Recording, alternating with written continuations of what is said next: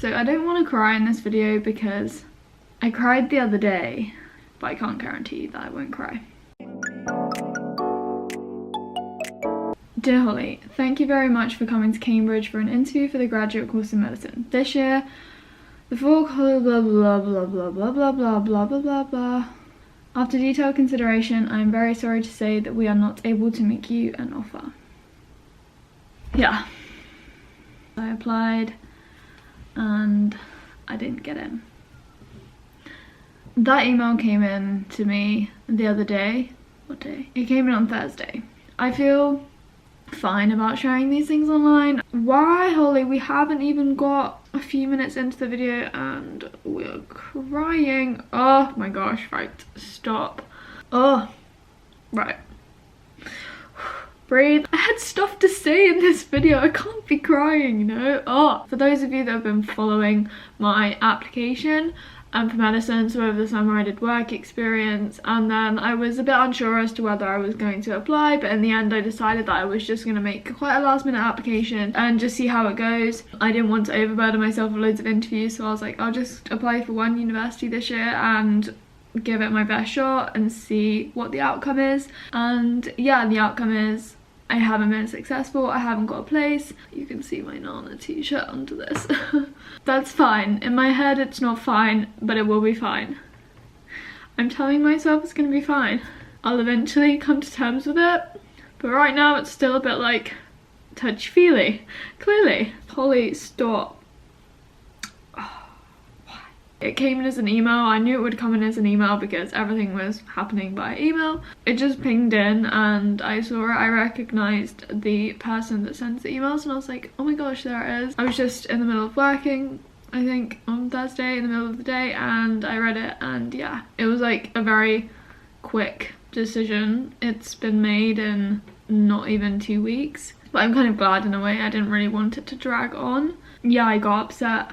I sent a message to mum and everyone at home and I spoke to them and I was in tears, yes, kind of like I am now. It was worse the other day. Yeah, I mean, facing rejection's hard.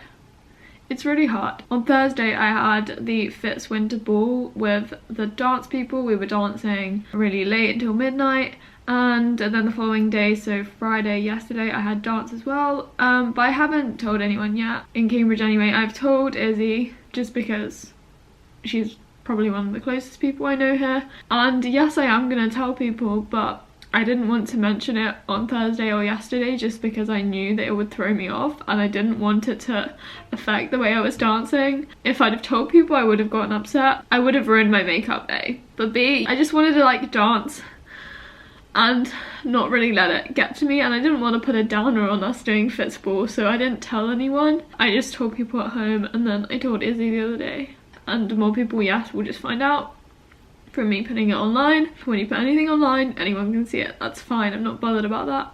But yeah, that's why I didn't tell anyone in person straight away. And then about the actual email that I got, because they did give us a bit more information. I need to stop sniffing. Anyway, they said that we could get feedback, but only in the new year. So obviously I will find out where I maybe went wrong, or maybe something that I didn't do right, or something I needed more of. But they said that they had 550 applicants and they offered 41 places. I think they said to us on the day of the interview that about 90 to 100 were given interviews. So it's a very big cut and it's very competitive. The application process, you get scored all the way through. It's very quantitative, which I suppose makes it less subjective, but still. They take into account your application, so your personal statement, which I wrote, my UCAS, my references, and I suppose my predicted grades, and my grades from first and second year and A-levels, stuff like that. And then 60% of it, so the majority of it, is based on my interview performance. So we had to do MMIs, which is what I had the other week. Yeah, the interviews just scored on a lot of different things. They say that each station is scored out of a set number, and then they just add them up, I suppose, and they have their 41 places offered. They also said that all applicants had A-star AA, at least the A-level, and they said that because of the competition being really high, they gave more credit to people that had already graduated with a first-class degree, as opposed to those that were predicted at first. so they did encourage people to reapply. So I suppose that is applicable to me because I don't yet have a degree. But I suppose there might have been other factors, like I may have not performed very well in some of the interview stations, I don't know, because they said that the strongest applicants basically were very good at interview. They didn't have very bad scores. Yeah, I might not have done very well at interview. I mean, I didn't have very long to prepare for it. I tried to prepare in a week. But I mean, I did my best, I did what I could, and it just wasn't good enough this year. And so I wanted to talk to you guys to not only tell you, but I wanted to sit down and tell myself as well as you guys why it's okay that I've been rejected and why being rejected is something that you can learn from. So as I said, at the moment I'm very much like disheartened, and I think one of the main reasons is the fact that I kind of tried to put a lot into it. When I knew I had an interview, I was like, okay, I'm gonna really give it my shot, and I've been working on this like over the summer. I've been doing a lot of stuff for it. I did my personal statement, and yeah, I just feel like a lot of that work preparing and doing stuff for it is just time wasted. Obviously it's not wasted, but at the moment I just feel as if I have wasted a lot of time. But it's a learning curve, and I really need to use it as a learning curve, and I need to accept the fact that it's okay I've been rejected, you know? Like, I shouldn't be sitting here crying. I'm annoyed at myself for crying, and then at the same time I'm now upset because I'm just very lost now with life and I'm very confused. Yeah, I don't know what I'm gonna do now. So many more decisions I need to make, and I hate making decisions, and I have to just go through the whole process again of thinking about my options and all the things that I can do and what I really want to do. And right now I'm just so confused and I just don't know what I'm gonna do. You don't realize how draining these application processes are until you finish and you hear the result and you're like, either wow, yes, it was worth it, or oh great, nothing's come from it, sort of thing. And for me it's the fact that nothing's come from it. So now I'm back to square one. I don't know what I'm gonna do with my life. I'm thinking very pessimistically here right now, but when things happen like this, you can only think negatively, and it's really hard to see, you know, the silver lining, because every cloud has a silver lining, Ollie. We have to make mistakes and we have to do things wrong. We have to be rejected to be a better person. And I'm kind of glad that something has gone wrong. It's gonna make me a better person, I know, so I'm kind of glad in a way. And I was kind of waiting for something like this to happen. I was like, I need to be rejected, or I need to have something bad happen, so I'm kind of glad. Yes, I took the risk and I just applied to one uni. I could have applied to lots more and maybe got a place, but I just didn't want to have loads of interviews, so I just applied to one. So I mean, I can only really blame myself, and that's fine.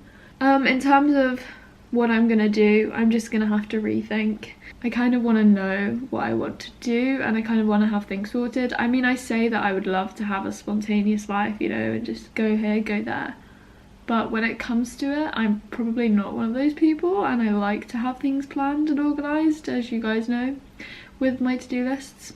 I don't really want to go straight into a job. Like, I can apply next year for graduate medicine again, but it's just the fact that I'm gonna have now an extra year, and that might be the best year of my life, you know? Like, I could travel, I could maybe do a PhD in the meantime, which will be 3 years, or I could do a master's, or I could maybe get a part-time job, I don't know, or I could maybe go into dance. There are so many things that I can maybe try and do, but right now I just don't know which one of them I should embark on. I don't know which is gonna be best.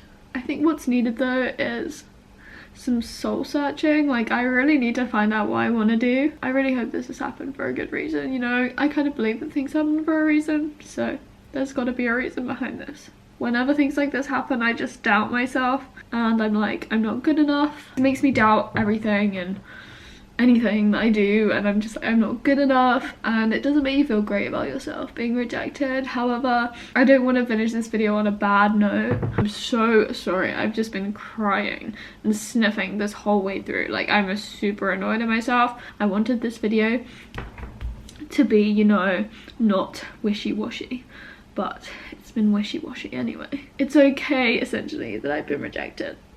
It's fine, Holly. It's just a rejection on a piece of paper. It's so ridiculous. I'm gonna be talking probably a lot now about what I'm gonna do, and I'm gonna be really trying to think hard about what's gonna be best. I hope that any of you guys that have also faced rejection, I mean, I hope that you've got over it, and if you are facing a rejection of any kind at the moment, then we can relate, but it's gonna be okay. It's not the end of the world, essentially. I don't really have anything else to say other than thank you for watching. If you made it to the end of this video, then I salute you, and I'll speak to you very soon in another video. That won't be me crying, you'll be glad to hear, because life is too short to sit here and cry. Thanks guys for watching, I'll speak to you very soon.